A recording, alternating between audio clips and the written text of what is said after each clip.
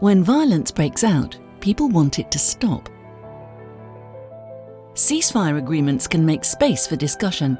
National or international leaders can facilitate talks to stop the fighting. Trusted local actors like the religious community and women leaders can also get involved. There are several kinds of ceasefires. The terms are often used interchangeably. A truce can be a first step to stop the fighting. It is an informal, temporary, often spoken agreement and is often arranged locally.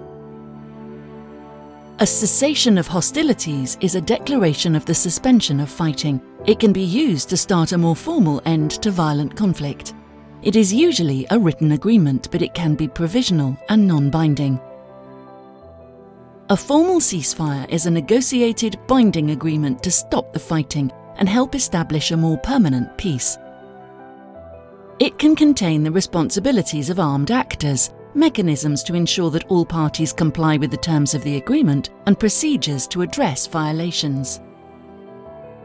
Ceasefires can take place at the local, provincial, national, or international level. Sometimes ceasefires can be done unilaterally, meaning they are decided by one group. Why does gender matter in ceasefire agreements and processes?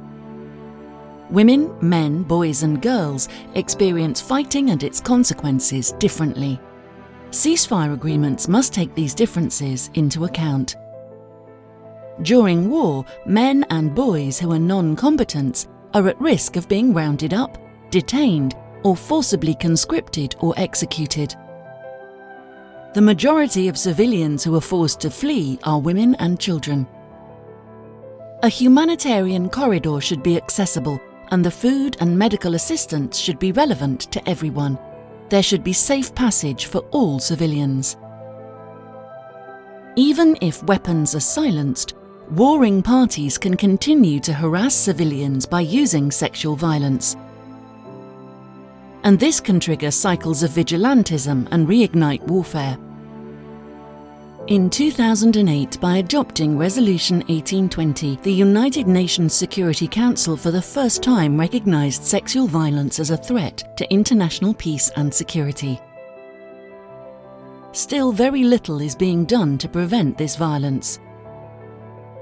Ceasefire agreements should include the prohibition of sexual violence, so that when the guns stop, sexual violence does not continue. Women peacebuilders can also enable and inform ceasefire negotiations.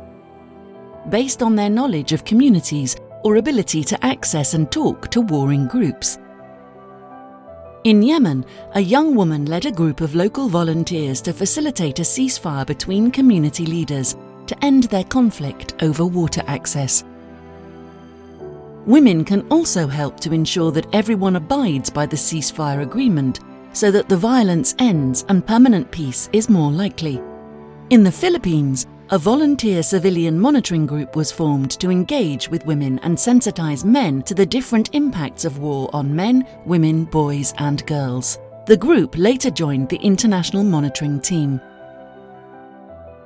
8 steps to ensure an inclusive and gendered ceasefire. Mediation teams should 1. Involve local women peacebuilders in dialogue and confidence-building measures. 2. Have a gender and inclusion expert supporting the talks. 3. And raise the gender dimension ahead of the talks so parties commit to the issue. 4. Donors should allocate funding to women peacemakers so they can participate effectively in all stages of the process. The text of ceasefire agreements must 5. Contain an inclusive definition of ceasefire, reflecting different types of violence that impact women and men differently. Sexual violence must be prohibited. 6. A timeline to stop the fighting.